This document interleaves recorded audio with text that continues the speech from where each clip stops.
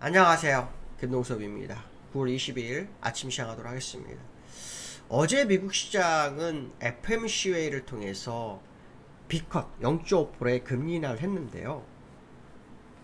금리 인하를 한 후에 주가가 막 오르다가 밀려서 끝났어요.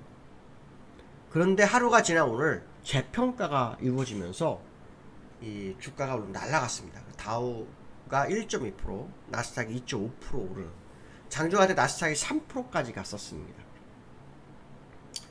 제롬 파월이 0.5% 금리 인한 것은 노동시장 위축 가능성에 대한 선제 대응이라고 합니다. 그리고 이것은 정책을 전환하는 것이 아니라 조정한 거다. 결국 이거죠. 결국 금리 정상화를 하는 과정이다. 뭐 이렇게 해석을 하면서 주가를 끌어올렸습니다. 사실 미국 시장을 끌어올리게 된 진짜 계기는 주간 신규 실업 청구건수였던 걸로 저는 판단하고 있습니다. 매주마다 신규 실업 청구건수 발표가 있는데요. 이번에 23만 명 정도 예상을 했는데 21만 9천 명이 나오면서 약 1만 2천 명이 감소했습니다. 전주 대비로.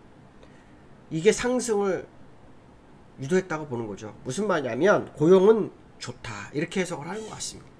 그러니까 고용이나 경기 침체하고는 아무 상관없이 금리 정상으로 간 거구나 라고 시장은 해석을 하기 시작했다 이렇게 보시면 될 것 같습니다. 뱅크 오브 아메리카에서는요 올해 FMC 회의가 두 번이 남았어요. 11월 12월 제가 알기로 그때 0.75% 정도 금리 인하 가능성을 제기하고 있습니다.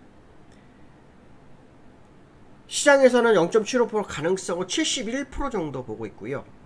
0.5% 금리 인하에서 28%를 보고 있습니다. 결론적으로 말하면 0.5%는 무조건 금리 인하 할 거구나 라는 것을 의미하는 거죠. 그래서 1%냐 1.25냐 뭐 이 싸움을 하는 과정입니다. 어쨌든 금리 정상을 하려면 3.2에서 3.5까지는 가야 되거든요. 과거에 서프라임이 터질 때도 3.25 정도였거든요. 그러니까 그 정도까지는 가면 맞다 뭐 그런 해석을 해볼 수 있을 것 같습니다. 그러면 금리 인하가 아직도 많이 남아 있는 거겠죠. 문제는 한국은행이죠. 우리나라 금리 인하 가능할지 이게 되게 중요합니다. 정부나 주변에서는 내수가 다 죽었으니까 내수를 살려라 뭐 이런 식의 분위기가 있고요. 한은은 집값이 너무 올랐다. 과계부채가 너무 포화 상태다. 뭐 이렇게 해서 지금 버티고 있는 상황이라고 합니다. 오늘 미국 시장은요. 은행주들이 대거 상승을 했습니다. 금리 인하에 대한 기대감이라고 봐야 되겠죠. 시티은행이 한 5% 올랐고요. 골드만삭스가 3%, 뱅크 오브 아메리카도 약 3% 정도 올랐습니다. 테크 관련 주에서는 매그니피센트 7이라 해서 7종목 있죠. 모두 상승을 했습니다. 테슬라가 7% 정도 상승했고요. 애플도 3.7%, 엔비디아도 3.9% 올랐습니다. 시장에서 이런 표현을 쓰더라고요. 금리 인하를 받아들이는데 시간이 걸렸지만 연준의 과감한 금리 인하에 대해서 늦게나마 환호한다. 뭐 이렇게 표현을 하고 있습니다. 오늘 BOJ에서 금리 인상을 하는지 봐야 되겠죠. 지난번에 일본이 금리 인상을 두 번 했죠. 마이너스면서 제로금리로, 제로금리에서 0.25까지 두 번 했습니다. 그로 인해서 엔캐리 트레이드 자금이 나간다 해가지고 뭐 시장이 아시아 시장 초토화 됐죠. 우리나라 거기 따라가서 초토화 됐고 일본은 많이 올라왔는데 우리는 못 올라왔어요. 우리는 못 올라온 상태인데요. 일본에서는 엔화 때문에 금리 인상을 못한다가 정설입니다. 그래서 해도 11월 아니면 내년 뭐 이 얘기 나오는데요. 아마도 눈치를 좀 보지 않을까 싶은 생각이 듭니다. 그래서 금리 인상은 좀 어려울 거지 않을까. 물론 금리 인상을 해서 미국과 일본의 금리 차를 뭐 줄이는 역할을 할 수도 있겠죠. 하지만 그건 좀 아니지 않을까. 그런 해석도 해봐야 될 것 같습니다. 나스닥과 다우의 흐름을 보시면 다우는 뭐 신고가 갱신합니다. 주봉으로도 이제 뚫기 시작하죠. 네, 주봉으로 뚫기 시작하고 월봉으로는 좀 다릅니다. 월봉으로는 제가 아마 얘기했을 거예요. 44,000 정도까지 가능한 차트 흐름이 있다. 뭐 그런 얘기를 해드리고 싶고요. 나스닥을 좀 보시면요. 나스닥도 올라왔죠. 추세선 벗기고 싸움하다가 오늘 뛰어 올려서 여기 돌파 시도를 하고 있네요. 이제 이게 돌파되면 여기까지 올라간다고 봐야 되겠죠. 그래서 일단 전체적으로는 시장을 끌어주는 역할을 했고요. 테슬라하고 엔비디아가 좀 많이 올랐는데요. 한번 보시면 엔비디아가 아직도 추세 못 벗겼네요. 근데 제가 아마 그때 이런 얘기를 했을 거예요.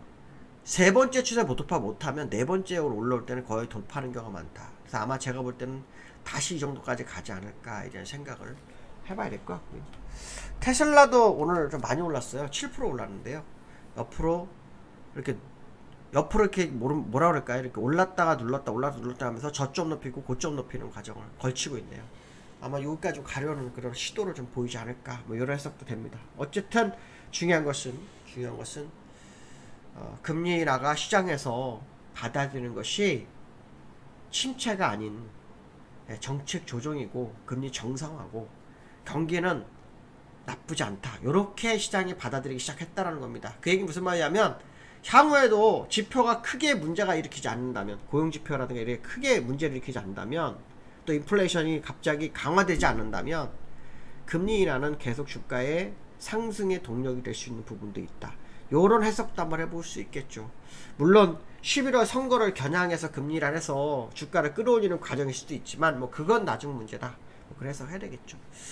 두 번째는요. 어저께 우리나라에 아시아 시장이 전부 올랐어요. 어저께 보시면 2%, 대만도 1%, 항생도 2%. 근데 우리나라만 박살이 났다가 어저께 보합권에서 끝났거든요. 그 이유가 삼성전자하고 하이닉스가 박살이 났었어요. 삼성전자 3.4% 갔었고요. 하이닉스가 11%까지 갔었어요. 하이닉스가 11%까지 가는 문제가 있었습니다. 여기 보시면 11%까지 갔었거든요. 11%까지 갔었는데 그 이유가 모건 스탠리 리포터가 문제가 됐어요. 모건 스탠리에서 HBM 공급 과잉론을 제기하면서 삼성전자 목표치를 27%를 낮추고요.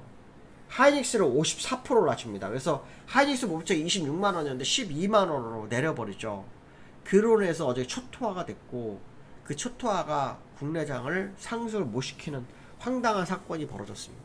근데 저는 뭐 일각에서는 삼성전자 하이닉스 저점 매수 이렇게 얘기했는데 저는 저점 매수가 맞다고 저도 생각을 하고 있는데요. 일본에서는 오히려 HBM 공장을 확대하고 있다고 합니다. 그러니까 어떻게 보면 지금 모건 스탠리가 약간 과도하다라는 어떤 표현을 쓰는 게 맞을지 않을까 싶고요. 또 AI가 시작된 지 1년밖에 안 됐습니다. 그 전부터 AI 나왔죠. 실제로 현실에 다가오기 시작한 건 1년밖에 안 됐다라는 거죠. 그 얘기는 무슨 말이냐? 아직도 시간이 많고, 아직도 더 많은 발전이 있을 수밖에 없는 상황인데, 이렇게 표현하는 것은 좀 아니지 않느냐 생각합니다. 그래서 오늘은 어제와 반대 현상이 좀 나지 않을까. 어제 하락했던 부분을 회복시키면서 방향성을 주지 않을까. 물론, 외국인의 매도가 좀 걱정이 되긴 합니다. 외국인이 어저께 1조 2천억 파는데요. 삼성전자의 경우, 어저께 굉장히 많이 팔았습니다. 1,400만 주. 그저께 1,200만 주. 지금 내리 뭐 1,000만 주를 연일 팔고 있죠. 다만 어저께 기관이 500만 주 받아줬다는 겁니다. 어저께 기관이. 그래서 어저께 수급을 보시면 기관이 좀 받아줬습니다. 기관이. 근데 기관이 500만 주 받아 8천억이다. 그러니까 기관은 시장 전체를 받아준 거예요. 시장 전체를 받아준 거고 외국인은 삼성전자만 파는 거고요. 그래서 주가가 오를 수 있었다. 그러니까 외국인 삼성전자만 집중적으로 팔았고 기관은 삼성전자를 받아주면서 뭘 한 거죠? 다른 종목을 받아줬다. 이런 해석을 할 수 있죠. 그래서 일단 외국인들의 매도가 지속되고는 이것이 이제 그만 멈추는지를 봐야 됩니다. 이게 엔캐리 트레이드 자금률 확률이 높다고 보거든요. 지난번 밀릴 때 못 팔았던 거 반등했을 때 조금씩 던지면서 나가는 그런 과정이기 때문에 아마 나갈 만큼 나가지 않았을까라는 생각도 들긴 하는데요. 삼성전자가 이렇게 많이 팔았지만 사실 삼성전자의 지분율은 여전히 54% 유지하고 있습니다. 예, 그걸 보면은 사실은 뭐 그렇게 쫄 이유는 없다. 뭐 그런 해석도 한번 해볼 수 있지 않을까 이렇게 말씀드릴 수 있을 것 같습니다. 오늘 여기까지 하겠습니다. 감사합니다.